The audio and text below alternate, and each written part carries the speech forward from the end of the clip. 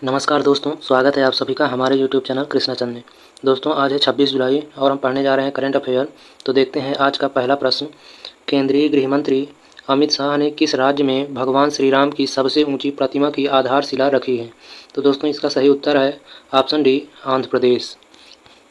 केंद्रीय गृह मंत्री अमित शाह ने आंध्र प्रदेश के कुर्नूल शहर में भगवान राम की 108 फीट ऊंची प्रतिमा की वीडियो कॉन्फ्रेंसिंग के माध्यम से आधारशिला रखी है। और दोस्तों इसमें लागत कितनी आई है? 500 करोड़ से अधिक की लागत आई है और यह 10 एकड़ क्षेत्रफल में फैला हुआ है। यह प्रोजेक्ट 2.5 साल में पूरा हो जाएगा। अब बात आई है स्टैचू की, तो देख लेते हैं भारत के प्रमुख स्टैचू के बारे में। स्टैचू ऑफ इक्वलिटी यह हैदराबाद में है, यहाँ पर रामानुजाचार्य की स्टैचू है। और स्टैचू ऑफ प्रोस्पेरिटी यह बेंगलुरु में है, यहाँ पर नाथ प्रभु केम्पेगौड़ा की स्टैचू है। और स्टैचू ऑफ नॉलेज यह लातूर महाराष्ट्र में है, यहाँ पर भीमराव अंबेडकर की स्टैचू है। और स्टैचू ऑफ पीस यह पाली राजस्थान में है, यहाँ पर विजय वल्लभ सूरीश्वर जी महाराज की स्टैचू है। और स्टैचू ऑफ यूनिटी यह केवड़िया गुजरात में है, यहाँ पर सरदार वल्लभ भाई पटेल की स्टैचू है। और स्टैचू ऑफ बिलीफ यह नाथद्वारा राजस्थान में है, यहाँ पर भगवान शिव की स्टैचू है। अब देखते हैं आंध्र प्रदेश के बारे में। तो दोस्तों आंध्र प्रदेश का गठन 1 नवंबर 1956 को किया गया था और इसकी राजधानी है अमरावती। यहाँ के राज्यपाल हैं एस अब्दुल नज़ीर और यहाँ के मुख्यमंत्री हैं जगन मोहन रेड्डी। दोस्तों आंध्र प्रदेश में विधानसभा की कुल सीटें 175 हैं और राज्यसभा की कुल सीटें 11 हैं और लोकसभा की सीटें 25 हैं। अब देखते हैं अगला प्रश्न। इमर्जिंग एशिया कप 2023 का खिताब किसने जीता है? तो इसका सही उत्तर है ऑप्शन बी, पाकिस्तान ए की टीम ने इमर्जिंग एशिया कप 2023 का खिताब जीता है। अब देख लेते हैं इमर्जिंग एशिया कप 2023 के बारे में। तो यह इसका 5वां संस्करण है और इसका आयोजन 13 से 23 जुलाई 2023 में किया गया है। इसकी मेज़बानी कौन सा देश किया है? श्रीलंका देश ने। और इसमें फाइनल में इंडिया ए और पाकिस्तान ए के बीच फाइनल खेला गया है और इसका विजेता जो है वो है पाकिस्तान ए और यह इसका दूसरा खिताब है। इसका उप विजेता है भारत ए की टीम और player of the match final में तैयब ताहिर जो पाकिस्तान से हैं। देखते हैं अब भारत के कप्तान इसमें कौन है? यश धूल हैं। Player of the series Nishant Sindhu जो भारत ए की टीम से हैं। अब देख लेते हैं क्रिकेट से related current affair. Stuart Broad England से हैं। टेस्ट क्रिकेट में 600 विकेट लेने वाले दूसरे तेज गेंदबाज बने हैं। आईसीसी महिला और पुरुष क्रिकेटरों के लिए एक समान पुरस्कार राशि प्रदान करेगा। जून के लिए ICC player of the month Wanindu Hasaranga और एशले गार्डनर को चुना गया है। बीसीसीआई ने अजीत अगरकर को सीनियर पुरुष क्रिकेटर चयन समिति का अध्यक्ष नियुक्त किया है। देखते हैं अब इमर्जिंग एशिया कप चैंपियनशिप के बारे में। दोस्तों 2013 में इसका विनर भारत रहा है और 2017 में श्रीलंका, 2018 में श्रीलंका और 2019 में पाकिस्तान और 2023 में भी इसका जो विनर रहा है पाकिस्तान रहा है। तो दोस्तों इमर्जिंग एशिया कप का विनर भारत केवल एक ही बार रहा है, जबकि श्रीलंका और पाकिस्तान दो बार रह चुके हैं। अब देखते हैं एशिया क्रिकेट परिषद एशियन क्रिकेट काउंसिल के बारे में। इसका गठन 19 सितंबर 1983 ईस्वी को किया गया था। इसका मुख्यालय कहाँ है? कोलंबो श्रीलंका में। इसके अध्यक्ष हैं जय शाह। अब देखते हैं अगला प्रश्न। भारत ने आईएनएस कृपाण किस देश को उपहार में दिया है? तो दोस्तों इसका सही उत्तर है ऑप्शन सी, वियतनाम को भारत ने आईएनएस कृपाण उपहार में दिया है। भारत ने दक्षिण चीन सागर में अपनी पहुंच बढ़ाने के लिए वियतनाम को मिसाइल कॉर्वेट आईएनएस कृपाण उपहार में दिया है। यह पहली बार है जब भारत ने किसी मित्र विदेशी देश को पूरी तरह कार्यात्मक कॉर्वेट सौंपा है। आईएनएस कृपाण एक made in India Khukri class missile corvette है जो सेंसर और हथियारों से लैस है। अब देखते हैं आईएनएस कृपाण एक made in India Khukri class missile corvette है जो सेंसर और हथियारों से लैस है। यह है आईएनएस कृपाण। अब देखते हैं वियतनाम के बारे में। तो दोस्तों इसकी राजधानी कहाँ है? हनोई में। यहाँ के राष्ट्रपति कौन है? वे वानथोंग और यहाँ के प्रधानमंत्री हैं फाम मिन चिन। अब देखते हैं अगला प्रश्न है राष्ट्रीय थर्मल इंजीनियर दिवस कब मनाया जाता है? तो दोस्तों इसका सही उत्तर है ऑप्शन डी, 24 जुलाई को राष्ट्रीय थर्मल दिवस मनाया जाता है। थर्मल इंजीनियरों के योगदान का जश्न मनाने के लिए हर साल 24 जुलाई को राष्ट्रीय थर्मल इंजीनियर्स दिवस के रूप में मनाया जाता है। इसकी स्थापना 2014 में की गई थी। भारत में 65% से ज़्यादा इलेक्ट्रिसिटी थर्मल पावर प्लांट से जनरेट की जाती है। थर्मल पावर प्लांट में कोयला को जलाकर ऊष्मीय ऊर्जा उत्पन्न की जाती है तथा इस ऊष्मा ऊर्जा के द्वारा टरबाइन को चलाकर विद्युत ऊर्जा का उत्पादन किया जाता है। अब देखते हैं भारत के प्रमुख थर्मल पावर प्लांट के बारे में। मुद्रा थर्मल पावर प्लांट गुजरात में स्थित है और Kamalanga thermal power plant Orissa में है। Korba thermal power plant Chhattisgarh में, Barauni thermal power plant Bihar में, Bokaro thermal power plant Jharkhand में और Ennore thermal power plant Tamil Nadu में तथा Durgapur thermal power plant Paschim Bangal में स्थित है और Rihand thermal power plant Sonbhadra Uttar Pradesh में स्थित है। अब देख लेते हैं आयकर दिवस 2023 जो 24 जुलाई को ही मनाया जाता है, इसके बारे में। 24 जुलाई 1860 को सर जेम्स विल्सन ने भारत में पहली बार आयकर की शुरुआत की थी। विल्सन ने 1857 में स्वतंत्रता के पहले युद्ध के दौरान ब्रिटिश शासन को हुए नुकसान की भरपाई के लिए ऐसा किया था। भारत में 24 जुलाई 2010 को पहली बार आयकर दिवस मनाया गया था। देखते हैं अगला प्रश्न, किस राज्य में पहला ट्रांसजेंडर जन्म प्रमाण पत्र जारी किया गया है? तो इसका सही उत्तर है ऑप्शन ए राजस्थान में। नूर शेखावत को राजस्थान में ट्रांसजेंडर के रूप में दर्ज लिंग के साथ जन्म प्रमाण पत्र जारी किया गया है। नूर शेखावत राजस्थान की पहली ट्रांसजेंडर व्यक्ति हैं जिन्हें यह प्रमाण पत्र मिला है। जयपुर ग्रेटर नगर निगम द्वारा नया जन्म प्रमाण पत्र जारी किया गया है। अब देख लेते हैं 2023 में प्रथम के बारे में। न्यूनतम आय की गारंटी विधेयक पारित करने वाला प्रथम राज्य है राजस्थान। स्वास्थ्य का अधिकार विधेयक पारित करने वाला भारत का पहला राज्य है राजस्थान और 100% रेल विद्युतीकरण पूरा करने वाला भारत का पहला राज्य है हरियाणा।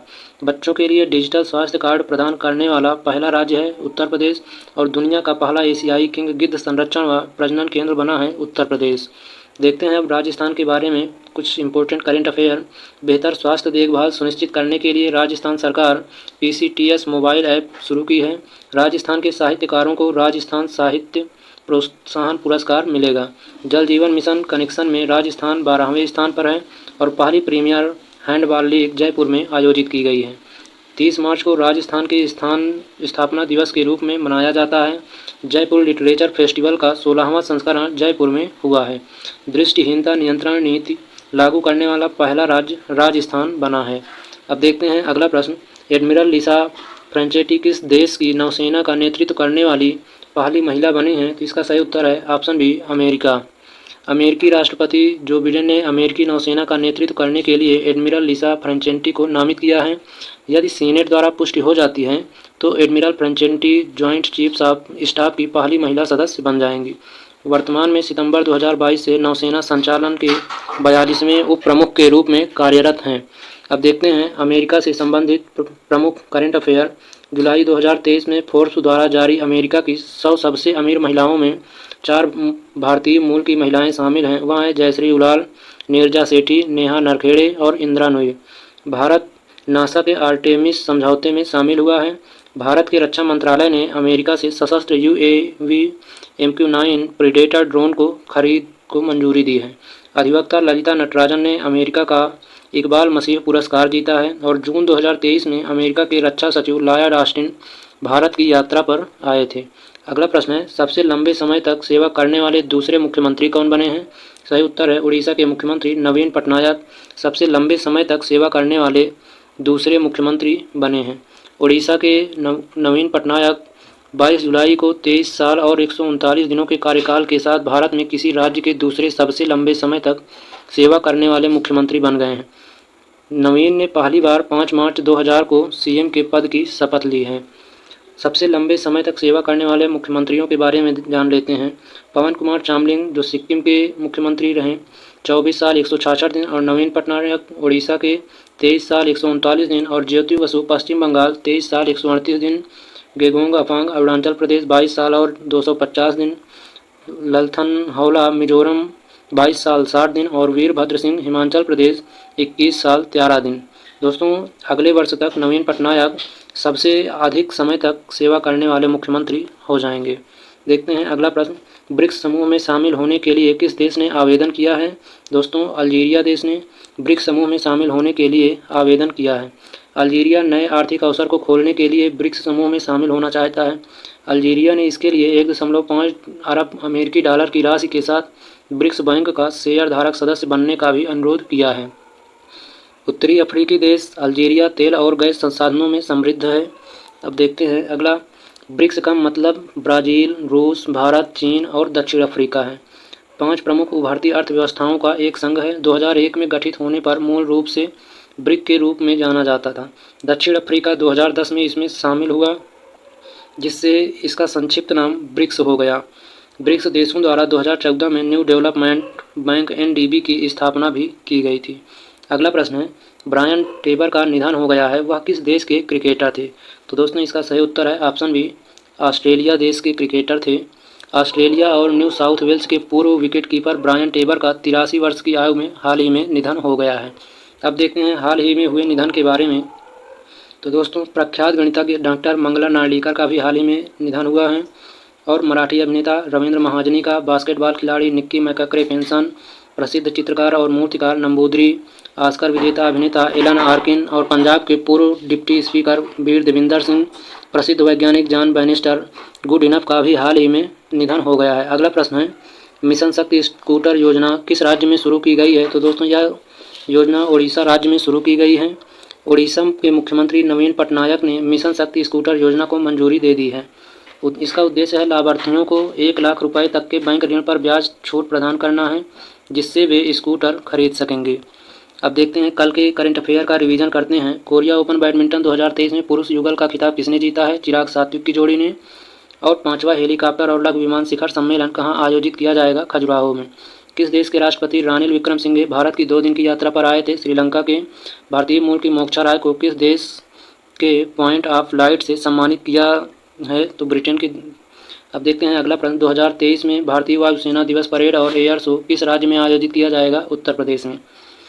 किस राज्य ने नेट जीरो लक्ष्य हासिल करने के लिए विजन डॉक्यूमेंट जारी किया है? झारखंड ने। नामग्या खम्पा किस देश में भारत की राजदूत बनी है? सोमालिया में। पॉप गायक टोनी बेनेट का निधन हो गया है, उनका संबंध किस देश से है? अमेरिका से। भारतीय महिला वॉलीबॉल टीम की नई कोच कौन बनी है? रविंद्र बंसटू। और G20 ऊर्जा परिवर्तन मंत्रियों की बैठक किस राज्य में आयोजित की गई है? गोवा राज्य में। अब देखते हैं जनरल नॉलेज के पिटारे में राष्ट्रपति से संबंधित प्रमुख अनुच्छेद। अनुच्छेद 52 इस अनुच्छेद के तहत राष्ट्रपति के पद को बताया गया है। और अनुच्छेद 53 यह अनुच्छेद राष्ट्रपति की शक्ति एवं कार्य को बताता है। अनुच्छेद 54 है, इस अनुच्छेद में राष्ट्रपति के निर्वाचन की व्यवस्था को समझाया गया है। और अनुच्छेद 61 महाभियोग की प्रणाली को बताया गया है। अनुच्छेद 72 में राष्ट्रपति द्वारा क्षमादान की शक्ति का वर्णन किया गया है। अनुच्छेद 85 प्रधानमंत्री के साथ मिलकर लोकसभा का विघटन करने की शक्ति इस अनुच्छेद के तहत राष्ट्रपति के पास है। अब देखते हैं अगला अनुच्छेद 123, इसमें राष्ट्रपति के द्वारा अध्यादेश जारी करने की शक्ति का वर्णन है। और अनुच्छेद 143 में राष्ट्रपति सुप्रीम कोर्ट से सलाह लेने की शक्ति रखते हैं, इसका वर्णन किया गया है। अब देखते हैं आज का प्रश्न है, भारत के INS कृपाण किस देश को उपहार में दिया है? ऑप्शन है जापान, श्रीलंका, वियतनाम और इंडोनेशिया। 4 ऑप्शन दिए गए हैं, इसमें से सही उत्तर को आपको कमेंट बॉक्स में बताना है। तो दोस्तों आज की वीडियो में बस इतना ही, मिलते हैं अगली वीडियो में। जय हिंद।